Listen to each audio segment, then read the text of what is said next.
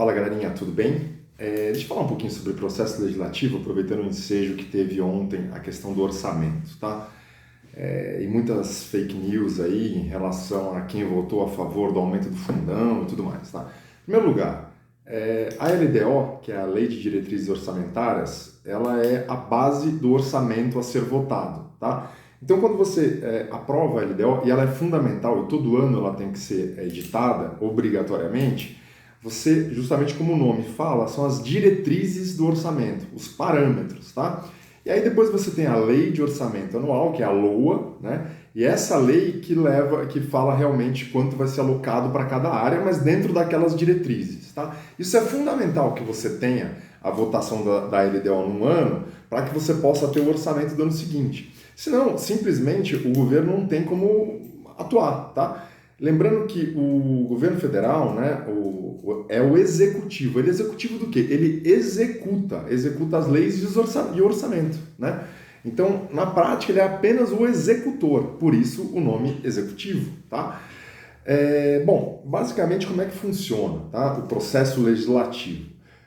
Vamos falar de lei ordinária, né? No primeiro momento. A lei ordinária ela é apresentada, tá? Dependendo da matéria, ela vai para as comissões, ela tem que ir para as comissões temáticas, né?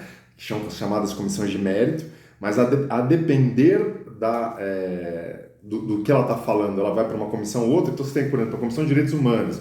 Não é toda lei que vai passar pela Comissão de Direitos Humanos, mas aquelas leis que de alguma forma têm um impacto em direitos humanos, precisa passar por essa comissão.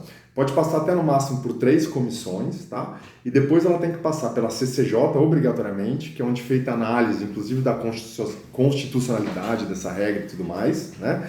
E se ela tiver impacto no orçamento, ela passa na Comissão de Finanças e Tributação, tá? Isso eu estou falando dentro da Câmara, mas o procedimento do Senado é bem parecido, tá? Bom, uma vez aprovado na CCJ e na SFT, se for necessário, dependendo da matéria ela vai para plenário e dependendo da matéria ela não vai para plenário. Quando há uma divergência aprovada numa comissão, não aprovada na outra, ela tem que ir para plenário, tá? No caso da LDO, ela tem que ir para plenário. Então ela vai para plenário, é aprovada, como é uma lei ordinária, ela precisa, o quórum de instalação da votação é um quórum simples, né? É maioria 257 deputados, né? Ou 41 senadores. E a maioria desses que estão lá determinarem que querem a votação, ok, que querem a aprovação, é aprovado, tá? Uma vez aprovado, vai para o Senado, né? Se o Senado aprovar com alguma modificação, volta para a Câmara. Se o Senado não aprovar com nenhuma modificação, se aprovar sem nenhuma modificação, vai para o veto presidencial ou para a sanção presidencial. Vai para o presidente que ele sanciona ou ele veta, tá? Se ele sancionar, é publicado. Se ele vetar parcialmente ou vetar totalmente, esse veto é analisado de novo pelo Congresso, né? E 3/5 do Congresso, numa sessão conjunta, podem derrubar esse veto, tá? Basicamente, esse é o procedimento, né? O que aconteceu em relação à LDO no tocante à questão do fundão, tá? Houve uma mudança, né?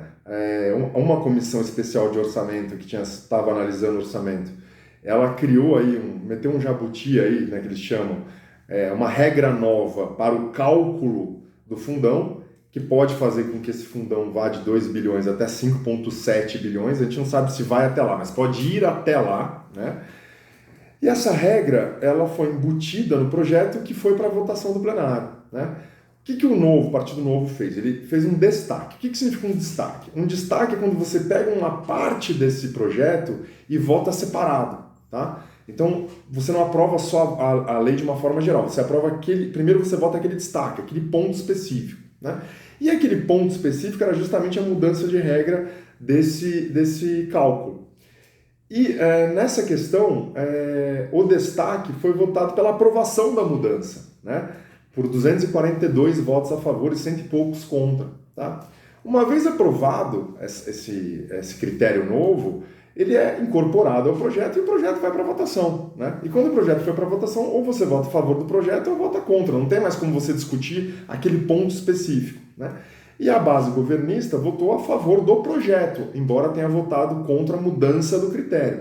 E votou a favor do projeto porque é fundamental que você tenha um projeto votado. Você tem que ter o orçamento votado, né? Então, se o governo simplesmente se a base governista simplesmente votasse contra a LDO, você não tinha o que fazer, quer dizer, você vai começar tudo de novo, uma discussão. Primeiro, eles não tinham nem capacidade de interferir no resultado da votação, né? Porque a base governista, os bolsonaristas são muito pequenos, né? A base é muito pequena.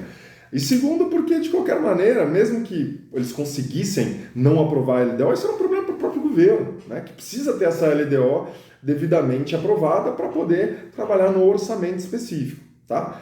Agora, esse projeto vai para a presidência, né? Na verdade, foi aprovado, só um ponto, tá? Como é uma lei ordinária, é votado em um turno só, tanto na Câmara quanto no Senado, tá? E aí esse projeto vai para a presidência, né? O presidente vai ou vetar parcialmente, ou vetar integralmente, ou sancionar. Ele não deve vetar integralmente, ele não vai fazer de maneira nenhuma, até porque é aquela diretriz orçamentária que ele mesmo estava propondo. Agora, essa questão do fundão específico, ele pode vetar ou não. Se ele vai vetar ou não, vai depender aí da questão do custo político. Eu, particularmente, acho que ele não deve vetar, tá? Não deveria vetar, talvez ele vete. Por quê? Porque me parece que se vetar, esse veto vai cair, tá? Pelos 3/5. E aí você cria um desgaste político muito grande. Então, ou seja, o que fizeram? Botaram o presidente numa bela de uma sinuca de bico, né?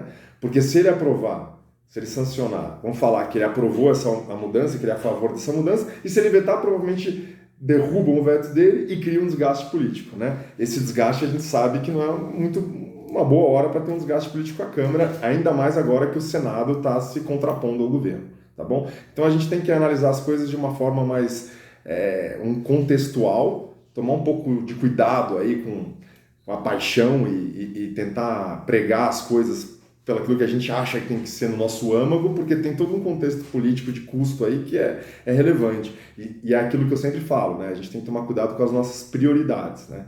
Se a nossa prioridade é reeleger o presidente para afastar o risco da esquerda, talvez nesse momento a gente tenha que engolir um outro sapo, né? É o tal do preço da democracia, tá bom?